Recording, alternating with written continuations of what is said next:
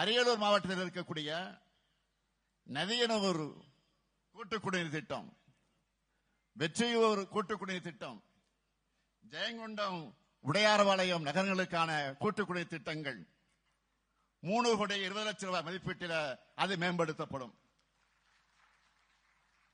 அரியலூர் மற்றும் பெரம்பலூர் மாவட்டங்களை சார்ந்த 645 கிராம குடியிருப்புகளுக்கான கூட்டுக்குடிநீர் திட்டம் 42 கோடி ரூபாய் செலவில் மேம்படுத்தப்பட்டு தடையின்றி போதிய குடிநீர் வழங்கப்படும். அரியலூர் மாவட்ட ஆட்சியர் அலுவலக வளாகத்தில் தீயணைப்பு மற்றும் மீட்பு பணி நிலையத்திற்கு 4 கோடியே 30 லட்சம் ரூபாய் செலவில் புதிய கட்டடம் கட்டப்படும்.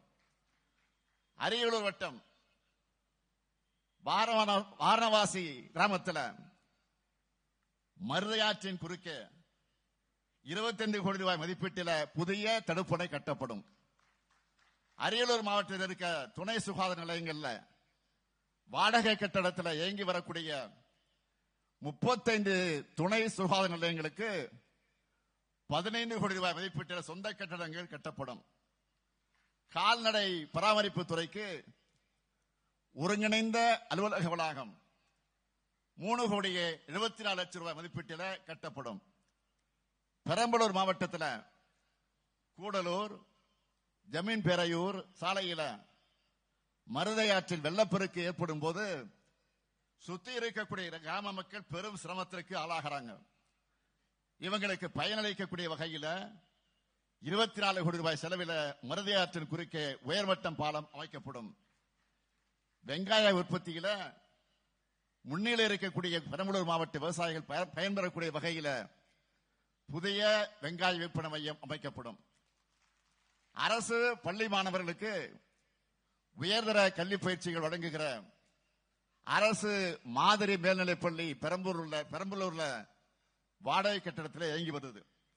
இந்த பள்ளியை மேம்படுத்தக்கூடிய வகையில் 56 கோடி ரூபாய் செலவில் புதிய வகுப்பறை மற்றும் விடுதி கட்டடங்கள் கட்டப்படும்.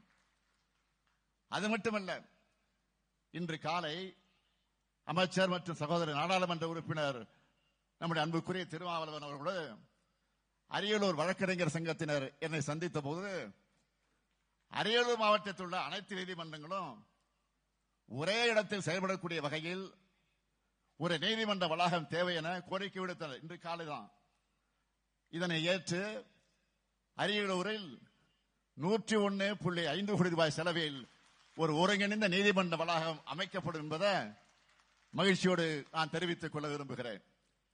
திட்டத்தை அறிவிச்சோம், நிதி ஒதுக்கணும், அதிகாரிகள் பார்த்துக்குவாங்க, ஓய்வு எடுக்க போறவன் நான் இல்ல. ஒரு சிலர் இருந்தாங்க அப்போ ஒரு சிலர் இருந்தாங்க. கடந்த காலத்துல நாட்டில் என்ன நடக்குதுன்னு தெரியாது, தெரிஞ்சாலும் தெரியாத மாதிரி அப்படியா டிவியில பார்த்து தான் தெரிஞ்சுக்கிட்டேன். பிரச்சனைகளை கண்டுகொள்ளாம இருந்தாங்க. நான் பிரச்சனைகளை நேர்கொண்டு நிற்கிறேன், அந்த பிரச்சனையை தீர்க்கிறேன்.